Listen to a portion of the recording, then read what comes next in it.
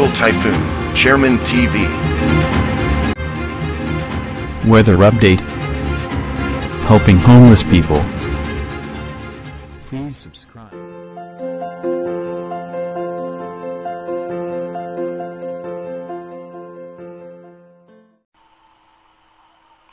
Magandang umaga po. Ito po ang latest update para nga po dito sa minomonitor nating low pressure area na nakapasok na nga ng Philippine Area of Responsibility. Pero ayon nga po sa advanced weather forecast ng European Center, hanggang sa ngayon mababa naman po ang tsansa nito na maging isang bagyo. Pero hindi po rin natin nirule out yung posibilidad na magbago pa rin po yan. At posible nga na makaranas ng mga biglaang pagbuhos ng pagulan ang parte ng Metro Manila, Bicol Region, eastern section ng Visayas, eastern section ng Mindanao, at maging Palawan ay may mga posibilidad na mga pag-ulan dahil po sa extension ng kaulapan nitong low pressure area. At yung bagyo naman na nasa labas ng Philippine Area of Responsibility na malapit nga po yan sa parte ng Guam, ayon nga po sa bagong pag-asa DOST, ito po isa ng typhoon category, pero ayon po sa European Center, Joint Typhoon Warning Center at ng Japan Agency, ito po ay nasa Severe Tropical Storm category. At mababa pa rin po ang tsansa nito na pumasok ng Philippine Area of Responsibility. Bagamat malakas nga po itong bagyo na nasa labas ng PAR, ito po ang isa sa magiging main factor para masira yung sirkulasyon nitong low pressure area na nasa loob ng PAR, at ito po ay bumaba ang tsansa na maging bagyo, at may posibilidad pa nga na ito po ay tuluyang malusaw bago dumating sa kalupaan ng Visayas at magkakaroon ng panibagong low pressure area sa western section ng bansa. Iba yung pag-iingat sa ating mga kababayan ngayong araw dahil nga po yung extension ng kanyang kaulapan ay posibleng magdulot ng mga biglaang pagbuhos ng pagulan at mga pagbaha. Dumako na nga po tayo sa ating advanced weather forecast. Dito po sa ating advanced weather forecast, mapapansin nga po natin yung paghatak ng hangin nitong si Volaben dito nga sa low pressure area. At magdudulot naman po yan ng pagulan yung low pressure area dito nga po sa may parte ng Bicol Region, Visayas, Metro Manila, Mindoro Provinces, Palawan at maging dito nga po sa may parte ng Mindanao.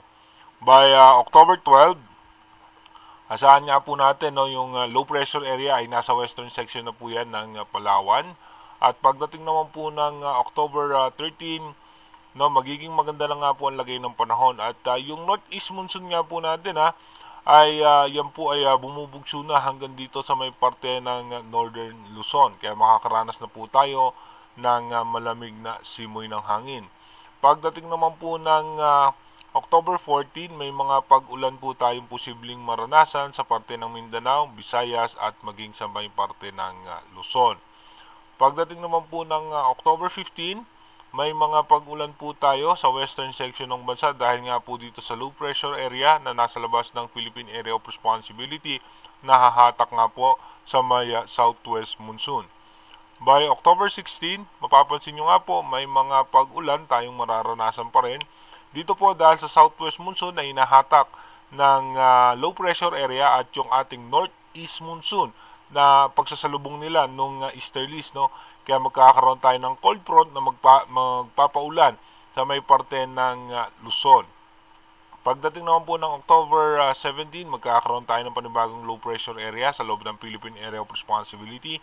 Nasa eastern section po yan ng Visayas at magkakaroon din ng panibagong bagyo sa labas ng PAR. Ito naman po ay malapit sa may Pacific Ocean at mababa naman po ang tsansa nito na pumasok ng Philippine Area of Responsibility.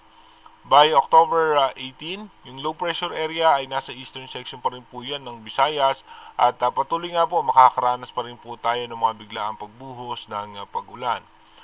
Pagdating naman po ng October 19, patuloy nga po makakaranas ng pag-ulan ang Luzon dahil nga po yan sa cold front na yung pagbabanggaan nga po nung dalawang hangin. Ito nga po yung northeast monsoon at yung easterlies. At yung bagyo naman na nasa labas ng PAR, ito nga po ay magkakarb po yan patungo dito sa may karagatan muli ng Japan. Again, inuulit po natin na yung ating advanced weather forecast is possible scenario pa lamang po yan. Malaki pa rin po ang posibilidad na magbago po yan. Bagamat wala pong papasok na bagyo sa ating Philippine Area of Responsibility, pero makakaranas po tayo ng mga pag-ulan, lalong-lalo na nga po sa mga susunod na araw. Mag-iingat po tayo palagi. God bless po sa ating lahat.